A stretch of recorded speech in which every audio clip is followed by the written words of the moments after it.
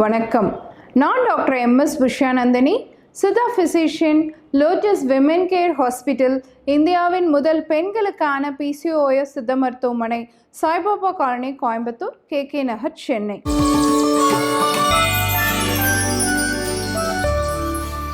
இனியவை இன்று நிகழ்ச்சியில் தொடர்ந்து நம்ம பெண்கள் சார்ந்த பல ஆரோக்கிய குறிப்புகளை பார்த்துட்டு வரங்க.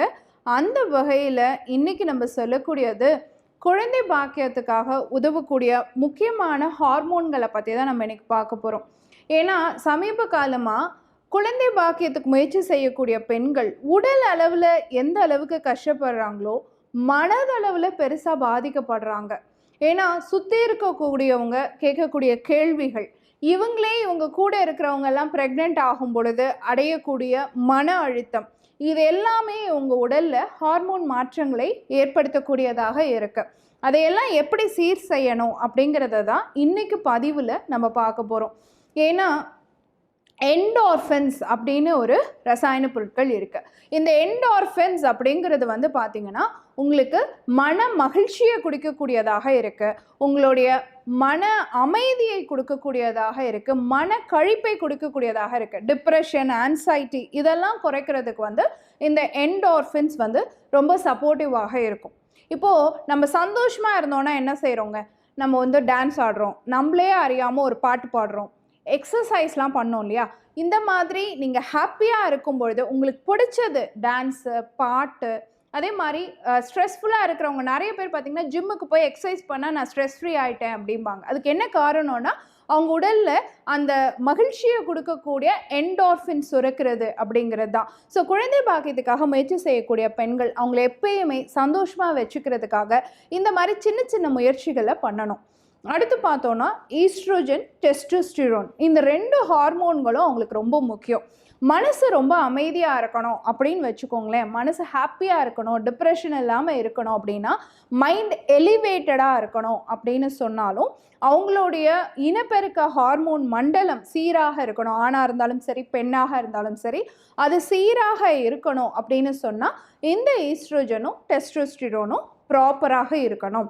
அதுக்கு சின்ன சின்ன மூச்சு பயிற்சி, சின்ன சின்ன உடற்பயிற்சி, குறிப்பாக முக்கியமாக நல்ல தூக்கம், இதெல்லாம் ரொம்ப சப்போர்ட்டிவாக இருக்கும். அடுத்து 3வது விஷயம் பார்த்தீங்கன்னா அட்ரினலின் அப்படிங்கிற ஹார்மோன். இந்த ஹார்மோனுக்கு மட்டும் ஒரு விதிவிலக்கு இருக்குது. இது ரொம்ப கூடினாலும் பிரச்சனை, ரொம்ப குறைஞ்சாலும் பிரச்சனை. ஃபைட் ஆர் ஃப்ளைட் அப்படின்னு சொல்லுவோம். இந்த ஹார்மோன் கூடும் பொழுது நம்ம ஒரு பிரச்சனையை ஃபேஸ் பண்ண முடியாமல் அந்த இடத்துலேருந்து ஓடிடுவோம். அந்த ஹார்மோன் கரெக்டாக அளவில் இருக்கும் பொழுது அந்த பிரச்சனையை உட்காந்து நம்மளால் ஃபேஸ் பண்ண முடியும். அப்படிங்கிற மாதிரி ஒரு ஹார்மோன் தான் இந்த அட்ரினலின் அப்படிங்கிற ஹார்மோன். இதுவுமே பெண்களுக்கு குறிப்பாக அந்த பிஎம்எஸ் சிம்டம்ஸ் இருக்கக்கூடிய காலகட்டம் இருக்கு இல்லையா, 2வது 15 நாள், அந்த காலகட்டத்தில் ஒன்று நான் கன்சீவ் ஆயிடுவேனா இல்லையா அப்படிங்கிற ஒரு மனநிலையை கொடுக்கக்கூடிய ஒரு ஹார்மோன், பதட்டத்தை கொடுக்கக்கூடிய ஒரு ஹார்மோன் இந்த அட்ரினலின் தான். அந்த அட்ரினலின் ஹார்மோன் சீராக இருக்கணும் அப்படின்னு வச்சுக்கோங்களேன், உங்களுக்கு ஒரு புதுசான ஒரு என்விரான்மெண்ட்க்கு நீங்கள் மாறணும். அப்படின்னா என்ன அர்த்தம்னா ஒரு பிரேக் எடுக்கணும். நீங்கள் ரொட்டீனாக என்ன விஷயத்தை செய்கிறீங்களோ அதுலேருந்து ஒரு பிரேக் எடுத்தீங்க அப்படின்னு சொன்னால் இந்த அட்ரினலின் ஹார்மோன் சீராக மாறும். சின்ன சின்ன மூச்சு பயிற்சிகள் செய்யுங்க, நல்லா தூக்குங்க.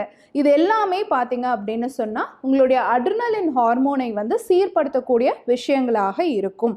அடுத்து பார்த்தோம் அப்படின்னு சொன்னால் டோப்பமைன் அப்படிங்கிற ஒரு ஹார்மோன் நிறைய இருக்கணும். இது எப்படி சொல்லுவோம்னா ரிவார்ட் ஹார்மோன் அப்படின்னு சொல்லுவோம். ஒரு ஊக்குவிக்கிற ஒரு ஹார்மோன், உங்களை என்கரேஜ் பண்ணக்கூடிய ஒரு ஹார்மோன். சின்ன சின்ன சந்தோஷம் கூட இந்த ஹார்மோன் சுரக்கிறதுக்கு சப்போர்ட்டிவாக இருக்கும்.